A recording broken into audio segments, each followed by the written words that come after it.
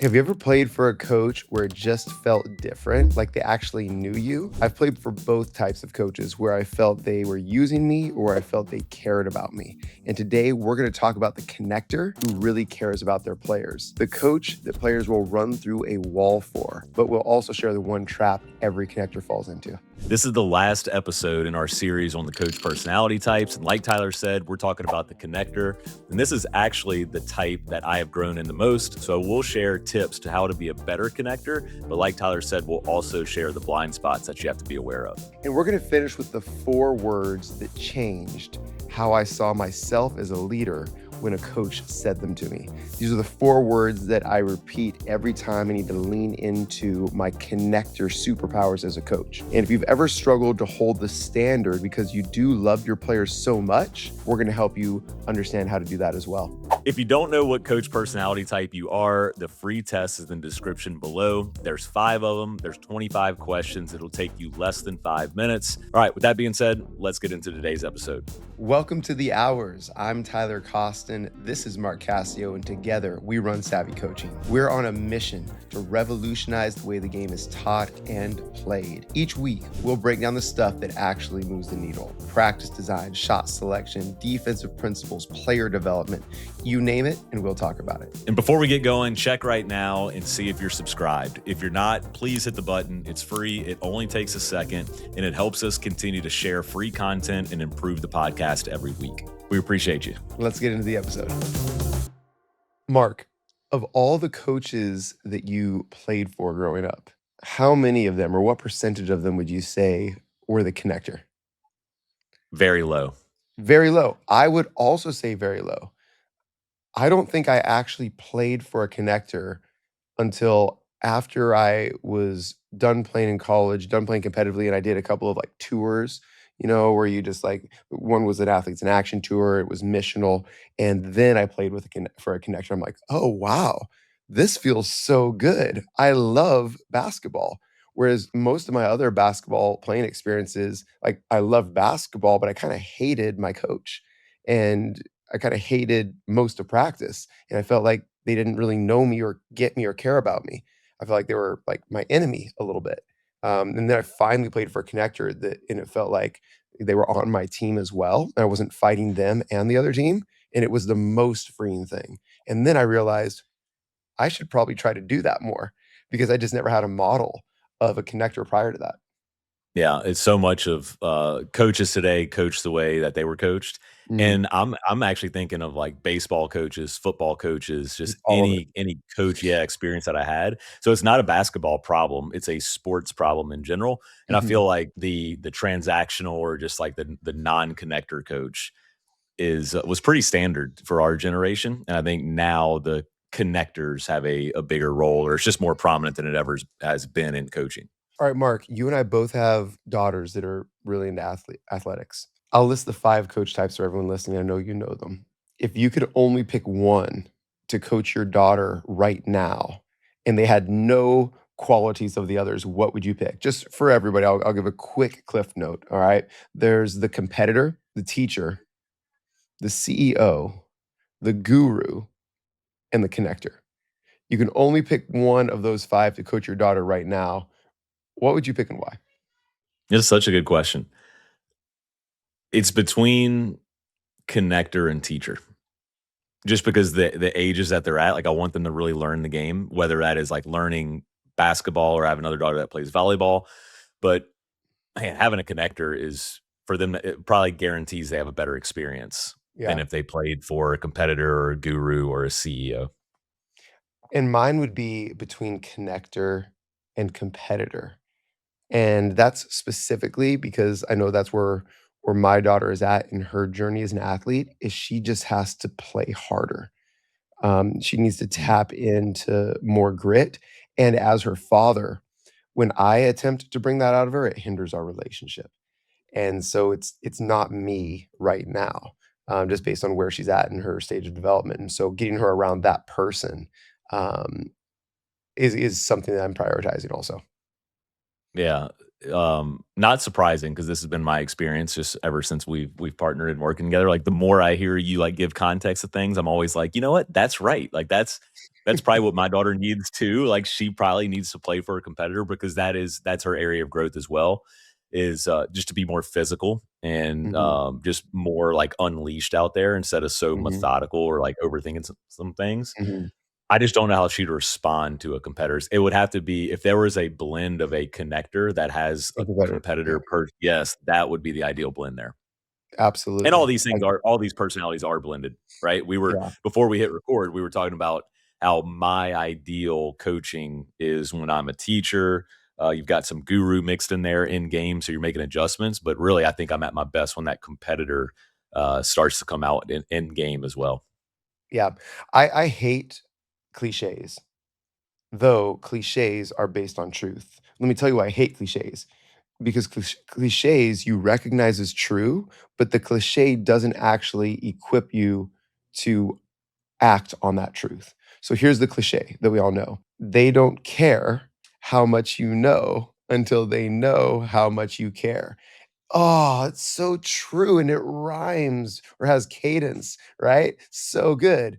Okay, let me leave, and I how do I operate differently? How do I like the greatest distance in the world, we say this all the time, is the distance between knowing and doing. You might know that they need to know how much you care, but how do you actually show them? Because just saying words, "I care about you so much," they're empty. That doesn't mean anything. And so what we want to unpack in this discussion is we want to give you real actionable ways to connect. Connecting is care. And that's really what we're trying to do with savvy, and the S in savvy stands for simplicity. Simplicity does not mean easy. Simplicity is just like, here's a very clear, actionable next step that you can actually do right now. Doing it is hard. Okay, here's a real actionable, clear next step. Everyone should work out 5 days a week. Pretty simple, right? But most of us are not actually doing it. And so, what's the next simple step you can do? Get up an hour earlier. What's the next simple step you can do? Put on your workout shoes right after you get up. What's the next simple step you can do? Right? Walk outside. Like give simple next steps, and eventually you'll build up enough momentum that your entire lifestyle is different. I think that's the same thing we're trying to do here with coaching. Yeah, I think I'm gonna share two things around a connector. Is number one, like how do you connect with somebody, or like you were saying, how do they know that you care? The cliche that you shared, I think it's building trust is what connectors do well. And I think one action item to build trust is just time. Just spend time with that player, whether it's individual film, whether it's a one-on-0 or one-on-one workout with that player. I think that goes a really long way. It gives you a lot of opportunities to connect. Like you shape the environment for connection to take place. And then another thing that I think connectors do really well, and some of them do this naturally. This is something I definitely have to be intentional with. It does not come natural to me. But this is a cliche. Maybe it's a cliche. So I'm going to share another one just for you, Tyler. Everybody has a big sign around, invisible sign around their neck that says "Make me feel important." This is everybody, not just your players. It's the coaches on your staff. It's the people you work with, your family members. And I think connectors, it just comes natural to make those other people feel important when they walk into the gym, when they walk into the locker room or the facility, just to have that connection piece. That's something I really had to train myself to do. I said earlier that this was my biggest area that I have grown in over the years, and I think now more than ever, just as I have coached more teams and coached at all different levels, I just see the person first before the basketball player. So before, when they'd walk into the gym, I'd be like, "Oh, all right, Tyler's in here. Okay, he can shoot it. He's got this role in our team. He needs to do this better. Okay, can't wait to coach him on that." Now it's just there's Tyler. Wonder how his weekend was, or wonder how this is going, or he said he's got this going on. And I just kind of naturally gravitate to those things before we start talking about basketball. Yeah. One, two, three, four, five. Five simple and specific ways to connect more. These are things that just you might need to put them on a little piece of paper, coach, and carry that piece of paper with you into your practices and training sessions and just look at it, make sure you check these things off. One, ask questions first and then repeat what you hear. Most often we go into a practice not asking questions, but telling information and talking first. But just always start your conversations by asking questions. Mark, What would make today's practice really good for you? Oh, if we competed a lot. Okay, I hear you saying we need to compete a lot. There is numerous and overwhelming evidence that when you repeat back the same words that someone else just said, it builds trust. It makes them think that you're like them and you like them. The Just like start with the last thing that they said. Even if you're, if Mark and I are disagreeing about what action we should run. Mark, what action do we need to run this year with our two bigs? High low. High low. Yeah, I think we can incorporate that in maybe after we implement our rose series. But I said high low first, right? And so I'm already fostering some level of agreement. I'm letting him know that I heard him and I'm trying to build off of what he said as opposed to um Mark, what action should we run more of this year? High low. No.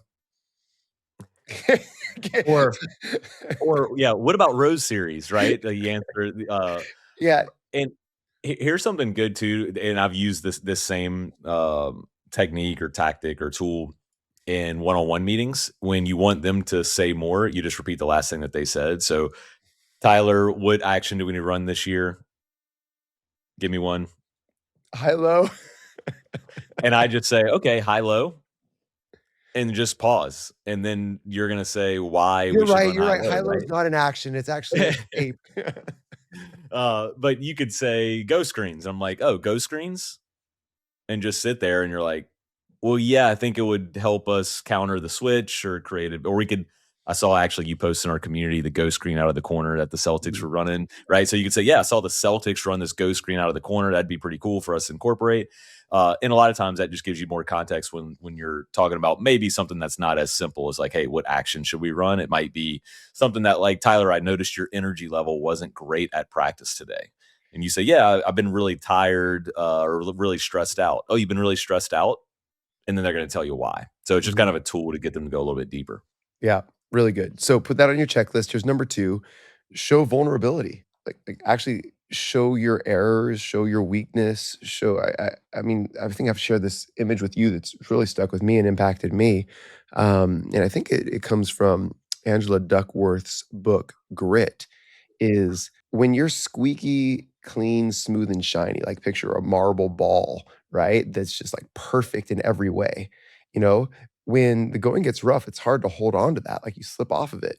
But when you share your scars and your nicks and like where you've been kind of, beat up a little bit, well, those nooks, crannies, and that like those rough edges, you can like grab onto when things get rough.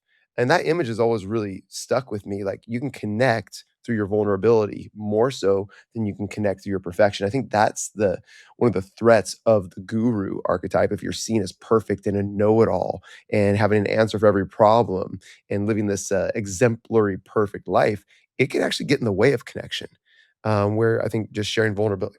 Hey, everybody, like this is one that I have actually felt, but even used when I haven't felt it. Meet with your team prior to practice. Got to be honest with you. I'm really tired today. I don't have it today. Can you guys pick me up? Like, I can't bring the energy today. I need you guys to bring it for me because I don't have it. I need to lean on you. And even just sharing that vulnerability, sometimes we've had the best practices, camp days, training sessions because you share the vulnerability. You want to add anything to that one, Mark, before we go to the next one? Real fast, I think vulnerability is an accountability piece as well. So if you want your players to take more accountability or be vulnerable, I would just challenge you to go first. Just do it first. Hey, we're not good at this, and this is my fault. We haven't spent enough time on it. So we're going to dive deep into it today, right? Like, this is Mhm. why we're starting with this at practice today because it's my fault. We have not covered this well enough, and it showed up in our games this weekend. Just something like that where you're being vulnerable, but you're also taking accountability for it. Yeah. The next one is help them with their dream. You may have heard this as well. This is borderline cliche, but I think it's just one step better. The 3 questions anyone's gonna ask themselves before they follow you. Do you care about me? Can you help me? And can I trust you? This "Can you help me?" Too often, coaches are trying to help themselves as the coach, win, get the next job, look really awesome, whatever, or they're trying to help the team, which understandable, that's your first priority as a coach. But not often enough do coaches actually try to help an individual reach their dreams. And if you can just change your lens to asking Mark, like, what's your dream and how can I help you get there? And like, what do you need? When you actually try to help an individual with their dream instead of always trying to get every member on the team to help you with your dream, it builds connection as well. Yeah, good. The definition of a coach is to take somebody from one place to another, like a stage coach or whatever. So as a coach, that's what should be your goal is like, what does this player want to achieve? Whether it's just have a great experience or play at the next level Mhm. or have this role in the teams, like that's your job is to get them where they can't go themselves. Yeah. Okay, fourth, real simple one. Touch upon first sight. Physical touch is a human need. So when you first see people throughout the day, when they walk in the gym, walk to the locker room, whatever, like just get some sort of physical touch, a high five, a fist bump, whatever it is. But just that physical connection can do a lot to build emotional and social connection as well. Last one, and this has been an absolute game changer. And I would encourage you, this is a savvy tool. You must build in celebrations to your practice format. We do it at the end of every practice. We end every practice, every game, every team function with celebrations. Before we leave, we sit down and individuals will celebrate, compliment, highlight specific things that other people did that day or that week. And then we give snaps at Savvy, right? And we all snap for them. And when you celebrate someone, when they feel celebrated by others, it builds unbelievable connection.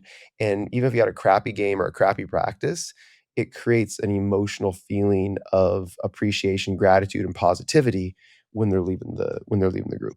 All right, good list. I think we'd all agree that that would be a coach that we would want to coach our kids or a coach that we would want to play for. So let's dive into what the drawbacks or maybe some blind spots of a connector Mhm. would be. What are some traps that the connector can fall into?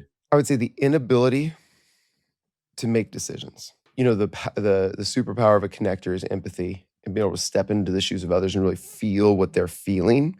And so when there is conflict, which is inevitable in leading a team, there's conflict between the needs and desires of the individual and the group. There's conflict between the desires of 2 individuals. There's a conflict between your desires as the leader and the coach, and maybe the group's desires. There's always that conflict, and that conflict can sometimes paralyze connectors because they don't wanna hurt feelings, they don't wanna let people down, and it hinders them from being decisive. I think that's a really common drawback. Yeah, they value maybe harmony over truth or Mhm. holding the standard, which is good. Yeah, Mhm, I was gonna say something very similar to that. And I mhm. think like all of these kind of trade-offs or blind spots are not true in all connectors, right? No. Just like a certain type of connector is what I'm feeling or thinking of.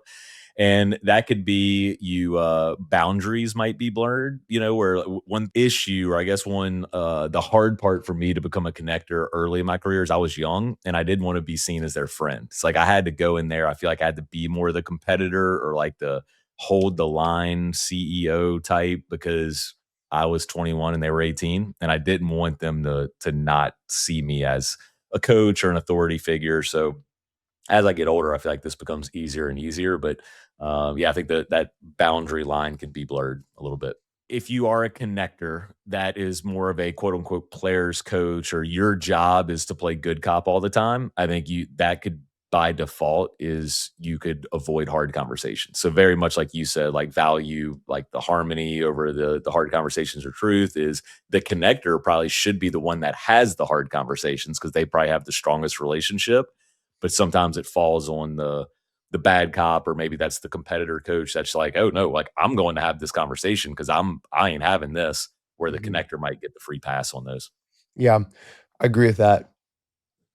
I think an additional weakness or gap to watch out for if you either get this on the personality test or are identifying with this right now is relying on this tool in order to increase performance when a different tool would be better used.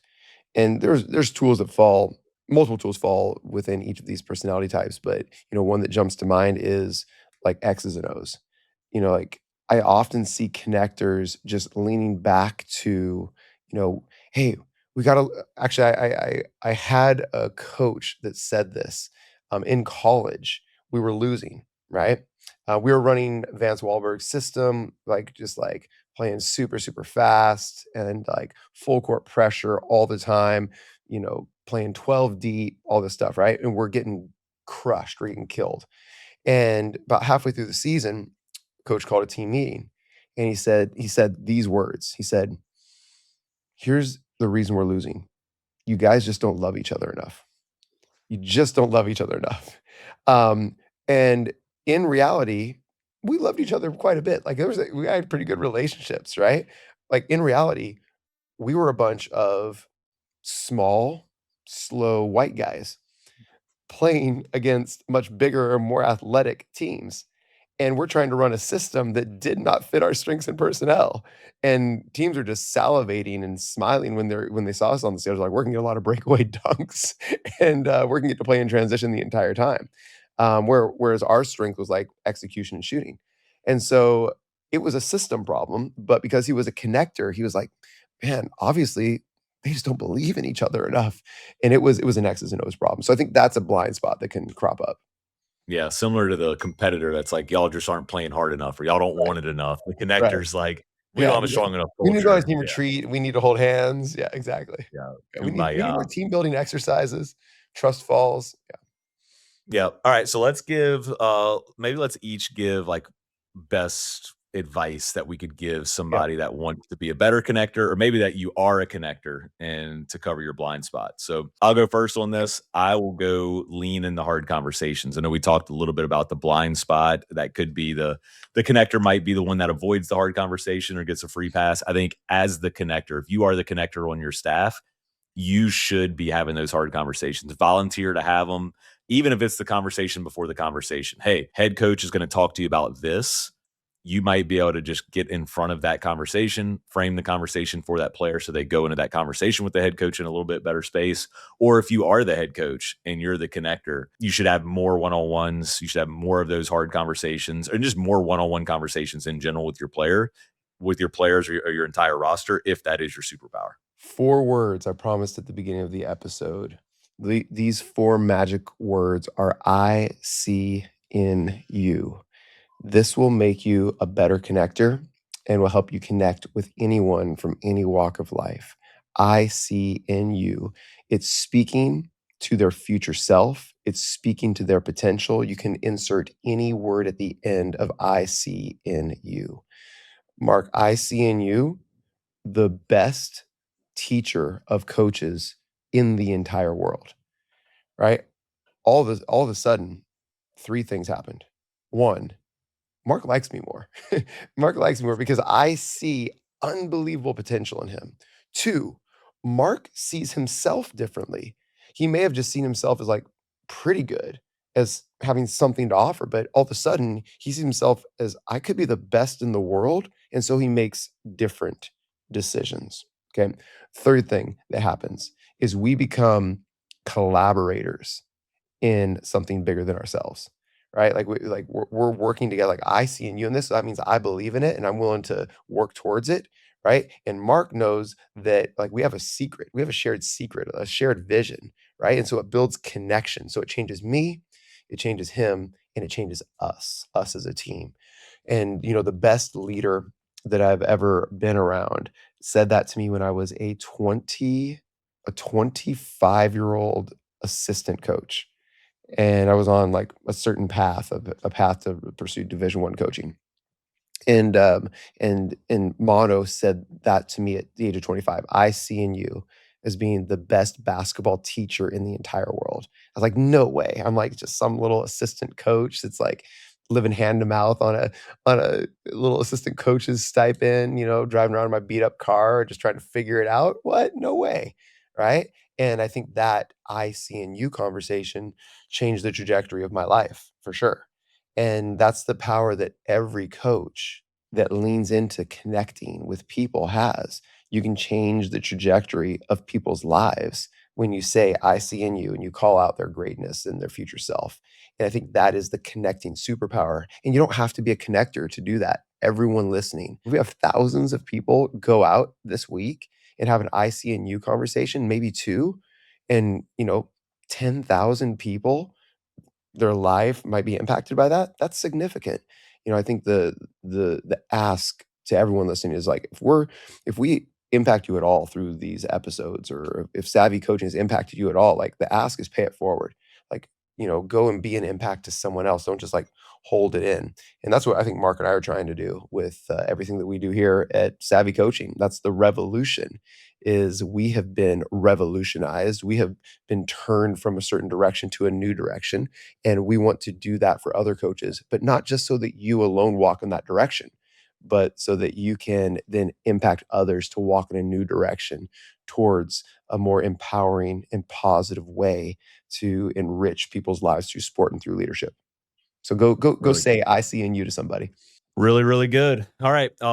If you enjoyed this one, if you've listened to this whole series and you haven't taken the test yet, we got the link in the description below. Let us know which coach personality type is dominant for you. And one thing that has happened to me inside of our membership with the content that we share is I'm starting to categorize the different content or stuff that we Mhm. share into these buckets. So, like right now, we're sharing content on how coaches can have their best summer yet. So when I share something around practice, I'm like, oh, we're leaning into the teacher personality type, or we shared something on standards and how to create 5 standards for your program. So I'm like, all right, now we're kind of going into the connector or the CEO type. When we share in-game coaching, we get the guru stuff. So you're going to get a little bit of all of that in Savvy Coach or Savvy Basketball. If you're interested to go deeper, just savvycoach.com/membership. That is the absolute best way that we serve coaches. So if you've enjoyed the hours, give it a shot. We got a 7-day free trial on. And before we get out, Tyler, you mentioned your old jalopy car. What was the first car that you ever drove? Ford Bronco 2, like the Ooh, mini one. Yeah, yeah. that's a pretty cool car though. The Ford Bronco used to be tough. I Uh, mean, thank you. It may or may not have had a 2-inch lift on it, you know? It may or may not have okay, broken down regularly. all It may right. or may not Well, have had a bench seat, and it was manual. I will share that as well. nice. How about you? Mine not nearly as cool. A 1997-ish Nissan Maxima. So I don't even know if they make Maximas anymore. I think Buddy they of do. mine used to always make fun of me, and be like, "Do you drive a Datsun?" And I didn't even know what a Datsun was. They definitely don't make those anymore though. Awesome. Well, hey, this might be fun. If you're still listening, you're a diehard, drop your first car in the comments below. It's been fun to read the comments. I would love to know what everybody's first car was. Yeah, and thank you for hanging out. Till next time, All right. Stay savvy. stay savvy.